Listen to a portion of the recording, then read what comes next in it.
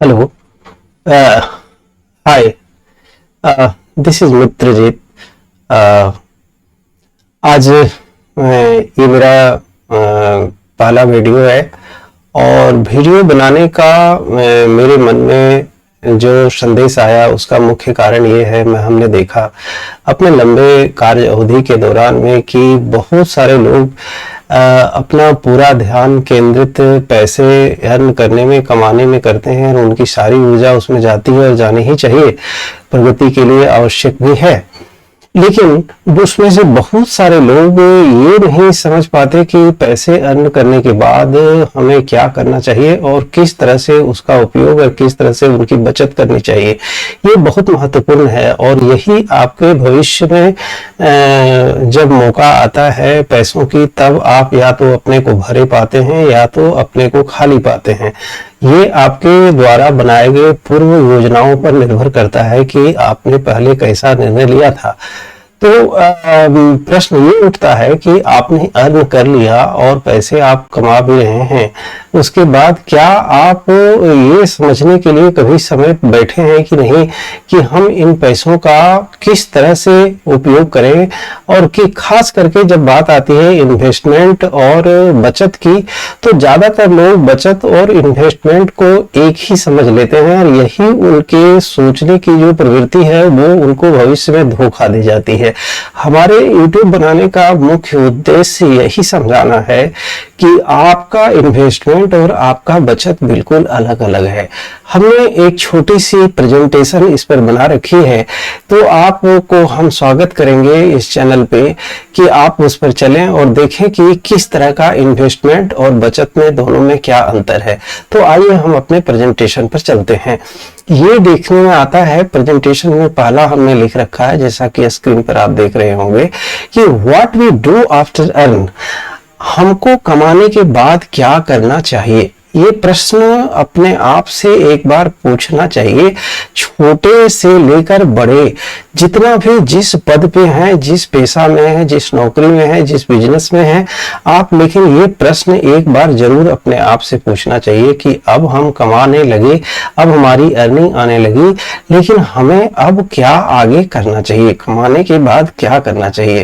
तो earning is important, saving is more important in right way. सही दिशा में बचत कर पाना, सही दिशा में इन्वेस्टमेंट कर पाना, ये बहुत जरूरी है, आपके अर्निंग से भी ज्यादा इंपॉर्टेंट है। नहीं तो देखा ये जाता है कि कमाए तो बहुत लेकिन खाली हाथ ही रह गए। ज्यादातर ये इस तरह की सोच और इस तरह के प्लान नहीं करने से ये ऐसा समय आ जाता है जिसको लोग अपने बढ़ते हुए या कुछ वर्षों के बाद महसूस करते हैं। आप याद करें अपने आप में कि आपने कभी आधा घंटा भी, remember when you sit half an hour, क्या आपने जीवन में कभी आधा घंटा बैठा है महीनों में, 6 महीने में, कि भाई अर्निंग तो हो रही है लेकिन इसका इन्वेस्टमेंट या इसका सही सेविंग किस तरह से होना चाहिए। ज्यादातर का जवाब होगा ना। ईमानदारी से दें तो उनको लगेगा बस जो चल रहा है चलने दो, इसमें बैठने और इसमें कोई साइंस लगाने की क्या जरूरत है। लेकिन वहीं हम आपको सावधान करना चाहते हैं कि इसमें बैठने की भी जरूरत है और इसमें साइंस लगाने की भी जरूरत है कि आपकी बचत किस दिशा में हो और आपको उसका क्या प्रतिफल निकलेगा। अगर हम बचत की बात करें तो भारत में जो जो टूल्स अभी उपलब्ध हैं बचत के, उनके बारे में आपको जानना बहुत जरूरी है। हम चलते हैं दूसरे स्लाइड पे और देखते हैं कि हमारे पास बचत का क्या क्या साधन हो सकता है। सबसे पहला साधन है स्टॉक्स। इक्विटी में हम स्टॉक्स में भारत के 2% से भी कम पैसे लगाने वाले लोग हैं। इसे ज्यादातर लोग या तो समझ नहीं पाते या बिना समझे बहुत सारे लोग इसको बार्गेनिंग या अन्य तरह की चीजों से नवाजते हैं, लेकिन बात बिल्कुल उल्टा है। स्टॉक्स आपके इन्वेस्टमेंट का अच्छा साधन हो सकता है। उसके अलावे आप देखते हैं कि बॉन्ड्स है, म्यूचुअल फंड्स है एंड ETF है, बैंक के बहुत सारे प्रोडक्ट्स हैं।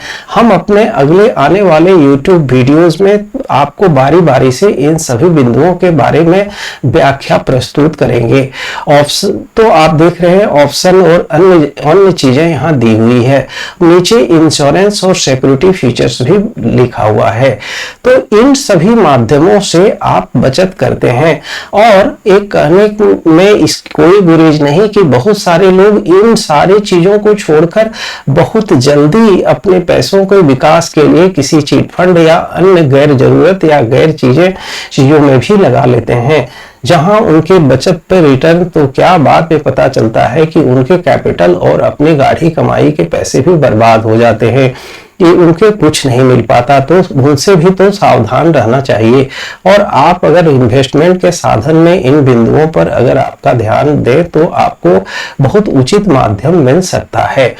अब हम थोड़ा सा कंपैरिजन में चलते हैं और देखते हैं कि हमारा किस जगह क्या रिटर्न या क्या हमको वापसी मिल सकती है।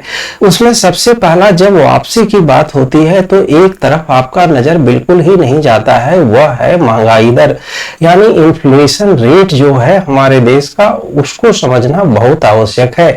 नहीं तो आप बचत करेंगे, आपको रिटर्न भी मिलेगा, लेकिन उस रिटर्न का वैल्यू बाजार में नहीं होगा। जैसे आप एक उदाहरण के लिए समझ सकते हैं, एक आइसक्रीम वाले से एक आइसक्रीम आप खरीदते हैं और खरीदते ही वह आइसक्रीम गलना शुरू हो जाता है और थोड़ी ही देर में वो आइसक्रीम बहुत छोटा हो जाता है। तो इसी तरह से जब आप उचित मार्ग में अपना इन्वेस्टमेंट या पैसा नहीं रखते तो इन्फ्लेशन का रेट उस पैसे को कैसे खा जाता है, कैसे गल जाता है, ये बात आपको पता ही नहीं चल पाता और आपको लगता है कि जो मिला वो ठीक मिला। उदाहरण के लिए हम इन्फ्लेशन को थोड़ा सा अगर देखें तो इन्फ्लेशन का रेट हम निकालने की कोशिश करते हैं तो ये है, आप देख सकते हैं इन्फ्लेशन का रेट 2022 में आप देख रहे हैं मई महीने का ये आंकड़ा हमने निकाला है और मई महीने में 7.3% है। यानी कहने का सीधा सा मतलब हुआ कि कोई आपका बचत इन्वेस्टमेंट 7.3% से कुछ ज्यादा अगर दे रहा हो तो वही आपका सच्चा अपना रिटर्न होता है। अन्यथा 7% से कम रिटर्न अगर कहीं आप पा रहे हैं तो आप समझिए 1 रुपया भी आपको नहीं मिल रहा है, ऊपर से आप पैसे कुछ दे ही रहे हैं।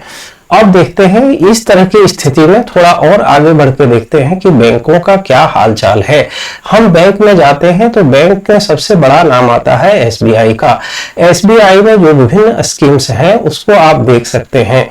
जो एसबीआई का सबसे बड़ा जो है रेकरिंग कहा जाता है, रेकरिंग डिपॉजिट्स आप जिसको कहते हैं, उसमें आप देख सकते हैं ये आंकड़ा मैंने उठाया है और ये आप देख सकते हैं कि यहाँ 6.20% से ज्यादा कुछ भी यहाँ रिटर्न नहीं है और इन्फ्लेशन में आपने 7.7% से ज्यादा देखा था।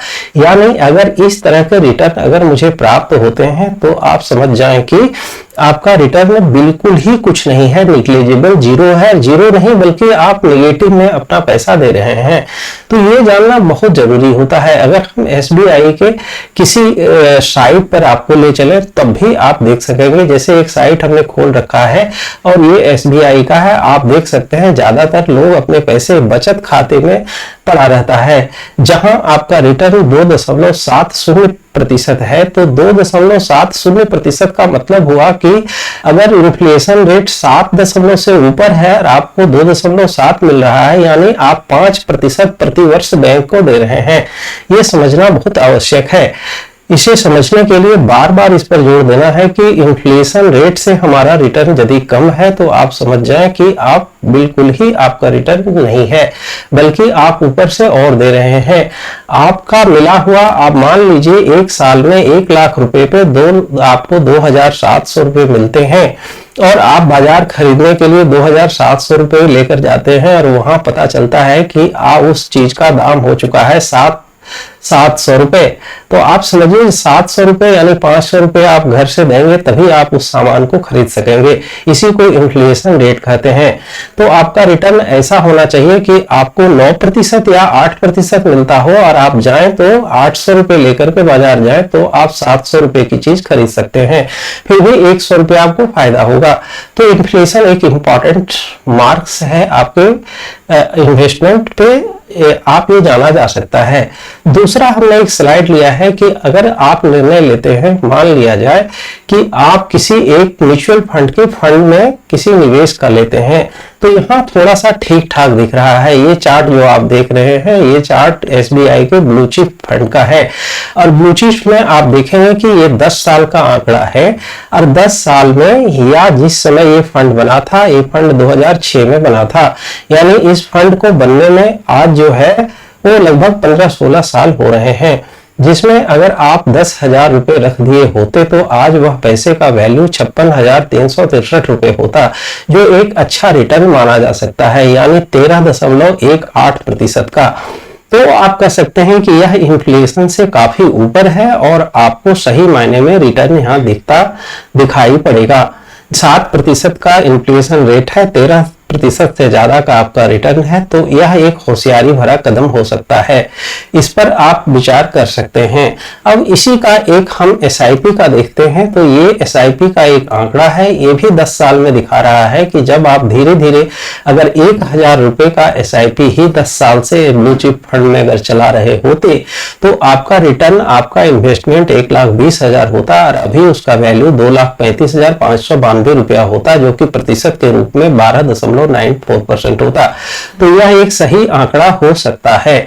आप इस तरह की चीजों को साइट में सीधे जाकर के भी देख सकते हैं। यह मैंने साइट से उठाया है, और यहाँ आप देख सकते हैं कि साइट में ब्लू चिप फंडों का इस तरह का है, वही आंकड़ा है, 13.18% है, जो जिन्होंने 10,000 रुपए एक बार पहले जमा किया था।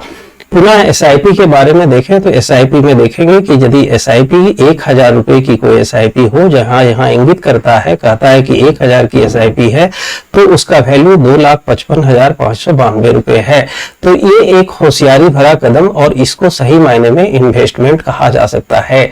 लेकिन हम कतई किसी बैंक के सेविंग अकाउंट्स को और दूसरी चीजों को हम सही इन्वेस्टमेंट नहीं कह सकते हैं। हमने दिखाया था आपको इन्फ्लेशन का, आप भी देख सकते हैं कि भारत में अभी इन्फ्लेशन रेट का क्या स्थिति है। तो भारत का इन्फ्लेशन रेट अभी 7.3% है, यानी हर हाल में आपके बचत का जो दर हो रिटर्न का, वो 7.7% से ऊपर हो, तभी आपका बचत माना जा सकता है। उसके ऊपर से आपको टैक्स भी देना है। टैक्स का स्लैब आपको मालूम ही होगा कि यदि आप 5% से लेकर के 30% तक का आपको टैक्स भी देना है, जो आपके बचत को प्रभावित करता है, और उसे ध्यान में रखना ही चाहिए। तो इन सभी बातों को ध्यान में रखते हुए हम अपने इस YouTube चैनल पर मैं चाहता हूं कि एक फाइनेंशियल लिटरेसी का वातावरण बने, और लोग अच्छे जगह पे एक अच्छे रिटर्न और एक अच्छा सेविंग समझ सकें, इन्वेस्टमेंट समझ सकें, रिस्क मैनेजमेंट समझ सकें, और इंश्योरेंस को भी समझ सकें। ज्यादातर लोग इंश्योरेंस में, मेरा अनुभव 30 साल का है, और हमने देखा है कि 75% लोग इंश्योरेंस इसलिए खरीदते हैं कि उनके घर आकर के कोई उन्हें मोटिवेट बार बार कर रहा होता है, उसी के आग्रह पर वो खरीद लेते हैं, लेकिन वो समझने की कोशिश नहीं करते कि इसमें क्या रिटर्न मिल रहा है मुझे, और क्या इसमें फायदे हैं। तो जब भी आप इंश्योरेंस का प्लान करें तो आप पूरी योजना को ध्यान पूर्वक पढ़ें और देखें, और प्रश्न पूछें सामने वाले से कि क्या क्या है, और पूरी तरह से जब आप पूरी तरह से समझ जाएं तभी आप उसको खरीदें। यह इंश्योरेंस लेने का एक सही तरीका है। उसके बाद आपका इन्वेस्टमेंट भी समझना लायक है, और इसको सही तरह से समझ करके लेना चाहिए। हम बारी बारी से छोटे छोटे टॉपिक उठा करके आपको बताना चाहेंगे, और एक तरह से लिटरेट कर सकेंगे कि आप किस तरह से अपने जीवन को बेहतर कर सकते हैं, जो कि पैसे की भूमिका का महत्व या भूमिका से कोई इनकार नहीं किया जा सकता। दुनिया के सारे लोग इसी के लिए दिन रात दौड़ते रहते हैं, और कहीं न कहीं पैसा केंद्र में रहता ही है। तो इन पैसों का सही रखरखाव और प्रबंधन होना चाहिए, इससे आप भी सहमत होंगे। और इसी सहमति को और जोरदार बनाने के लिए ये अभियान हमारा जारी रहेगा, और हम अगले YouTube में आपसे इसी अन्य बिंदु के साथ मिलेंगे। तो आज के लिए बहुत बहुत धन्यवाद। आप हमारी बात को ध्यान से सुने और समझें, और आगे कोई प्रश्न हो तो कमेंट्स में जरूर पूछें। मैं सब्सक्रिप्शन के लिए नहीं कहूंगा कि आप सब्सक्राइब करें या क्या करें, वो तो बात अलग है। हमने बहुत सारे यूट्यूब में देखा है, लोग अपने छोटे से वीडियो में कम से कम 5 बार सब्सक्राइब करने और बेल बटन बताने के लिए दबाने के लिए कहते हैं। हमको उस चीज से बड़ा एलर्जी है। हमारा ख्याल है कि चीजें अगर अच्छी लगे, कंटेंट अगर वैल्यूएबल लगे, आपके जीवन को प्रभावित और छूने वाला लगे, तो आप कहीं न कहीं उसे छू करके ही जाएंगे। और यदि उसको कहने की बात नहीं होगी तो मैं वो उस चीज पे चर्चा नहीं करना चाहता।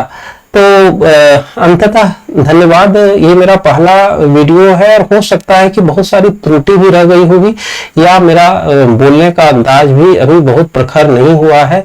तो आप सभी को बहुत बहुत सुनने के लिए साधुवाद, और हम आशा करते हैं कि अगला वीडियो हमने विचार किया है कि प्रत्येक दिन एक वीडियो आपके लिए इस फाइनेंशियल लिटरेसी के संग्राम में हम आपके लिए ले आवें।